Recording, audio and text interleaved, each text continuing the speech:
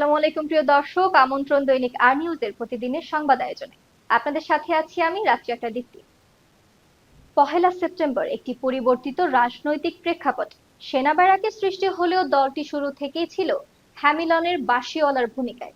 এখানে সব দল, মত, ধর্ম, বর্ণ, শ্রেণী পেশার মানুষের সন্নিবেশ ঘটেছিল খুব অল্প সময়ে। প্রতিষ্ঠার পর থেকেই এই দলটি সীমাহীন ঘাত প্রতিঘাতের মধ্য দিয়ে একটি সুদীর্ঘ সময় অতিক্রম করেছে। আজ পহেলা সেপ্টেম্বর বিএনপির ৪৭তম প্রতিষ্ঠা বার্ষিকী। শহীদ প্রেসিডেন্ট জিয়াউর রহমান গণমাধ্যমের স্বাধীনতা নিশ্চিত করেছেন এবং মানুষের মৌলিক অধিকারগুলো নিশ্চিত করেছেন। তিনি বিচার বিভাগের স্বাধীনতা নিশ্চিত করেছিলেন এবং একই সঙ্গে অর্থনীতিতে মুক্ত বাজার অর্থনীতি প্রবর্তন করেছিলেন, যার ফলে অর্থনীতির আমূল পরিবর্তন হয়েছিল। তিনি বিএনপির মাধ্যমে দেশে পোশাক শিল্প প্রডিউস করেছিলেন। বিদেশে পোশাক রপ্তানির প্রক্রিয়া তার হাত ধরেই শুরু হয়েছিল।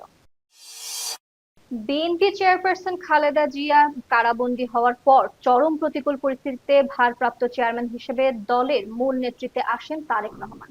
এসেই লক্ষ্য নির্ধারণ করেন গণতন্ত্র পুনরুদ্ধার ও মানুষের ভোটাধিকার ফিরিয়ে দেওয়ার। এরপর ফ্যাসিবাদ বিরোধী দীর্ঘ আন্দোলন সংগ্রাম এবং বহু চড়াই উতরাই পেরিয়ে দল এবং দেশকে তিনি এখন গণতন্ত্রে উত্তরণের একেবারে দ্বার প্রান্তে নিয়ে এসেছেন বলে মনে করেন রাজনৈতিক বিশ্লেষকের অনেকে।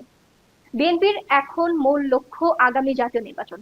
এমন অবস্থায় নির্বাচন পরবর্তী সরকার গঠন এবং গণ অভ্যুত্থানের আকাঙ্ক্ষাকে ধারণ করে রাষ্ট্র পরিচালনায় বিএনপি যে গুণগত পরিবর্তন আনার লক্ষ্য নির্ধারণ করেছে, তার সবকিছুই আবর্তিত হবে তারেক রহমানকে ঘিরে। নেতাকর্মীদের এমন প্রত্যাশার মধ্য দিয়ে আজ সোমবার বিএনপির ৪৭তম প্রতিষ্ঠাবার্ষিকী পালিত হবে। মুক্তিযুদ্ধের সর্বাধিনায়ক ও বঙ্গবীর জেনারেল মোহাম্মদ আতাউল গনি ওসমানীর ১০৭তম জন্মবার্ষিকী আজ। তিনি ১৯১৮ সালের পহেলা সেপ্টেম্বর সুনামগঞ্জে জন্মগ্রহণ করেন। ১৯৭১ বাংলাদেশে মুক্তিযুদ্ধ চলাকালে মুক্তিবাহিনী ও সেনাবাহিনীর প্রধান সেনাপতি হিসেবে দায়িত্ব পালন করেন ওসমানী। ১৯৭১ সালের ১১ এপ্রিল প্রধানমন্ত্রী তাজউদ্দিন আহমেদ স্বাধীন বাংলা বেতার কেন্দ্রে ভাষণ দেন। ওই ভাষণে তিনি বাংলাদেশ সেনাবাহিনীর অবকাঠামো গঠনের কথা উল্লেখ করে এমএজি ওসমানীকে মুক্তিবাহিনীর প্রধান সেনাপতি হিসেবে ঘোষণা দেন। একই বছরের ১৭ এপ্রিল গঠিত মুজিবনগর সরকারেও তিনি মুক্তিবাহিনীর সর্বাধিনায়কের দায়িত্ব পান।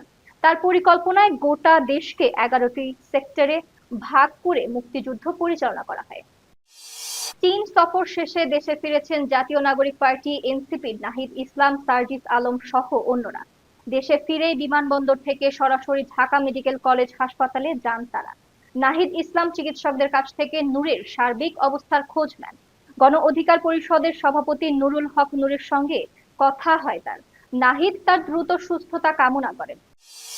দক্ষিণ সিটি কর্পোরেশনের আওতায় জুরাইন কবরস্থান আর ঢাকা উত্তর সিটি কর্পোরেশনের আওতায় রায়ের বাজার শহীদ বুদ্ধিজীবী স্মৃতিসৌধ সংলগ্ন কবরস্থানে বেওয়ারিশ লাশ দাফন করা হচ্ছে।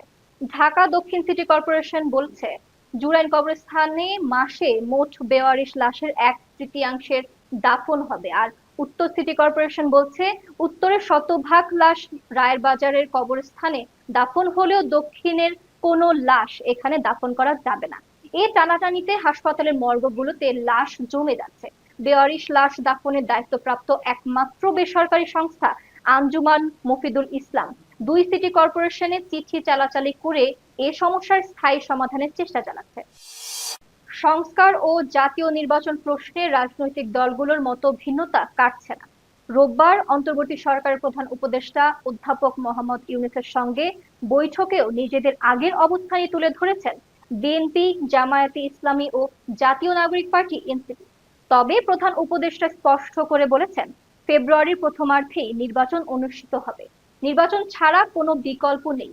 কেউ যদি নির্বাচন ছাড়া অন্য কোনো বিকল্প নিয়ে ভাবে, সেটা হবে জাতির জন্য গভীর বিপজ্জনক। জাতীয় পার্টি নিষিদ্ধের দাবিকে অযৌক্তিক বলে মনে করেন দলটির মহাসচিব শামীম হায়দার পাটোয়ারি। তিনি বলেন, আরপিও অনুযায়ী যেসব কাজ করলে একটি দলের নিবন্ধন বাতিল হতে পারে, এমন কোনো কাজ জাতীয় পার্টি কখনোই করেনি। জাতীয় পার্টির বিরুদ্ধে এমন কোনো অভিযোগও নেই। তাই নিষিদ্ধের দাবিতে তারা ভীত সন্ত্রস্ত নয়। আশা করেন সরকার ভ্রান্ত হয়ে ভ্রান্ত সিদ্ধান্ত নেবে না। এবারে খেলার সংবাদ। অদ্ভুত কারণে অস্ট্রেলিয়ায় একটি খেলার মাঠ 1 মাসের জন্য বন্ধ করে দেওয়া হয়েছে। সংরক্ষিত প্রজাতির একটি দেশি পাখি সেই মাঠে ডিম পাড়ার কারণেই মূলত এই সিদ্ধান্ত নিয়েছে সংশ্লিষ্ট কর্তৃপক্ষ।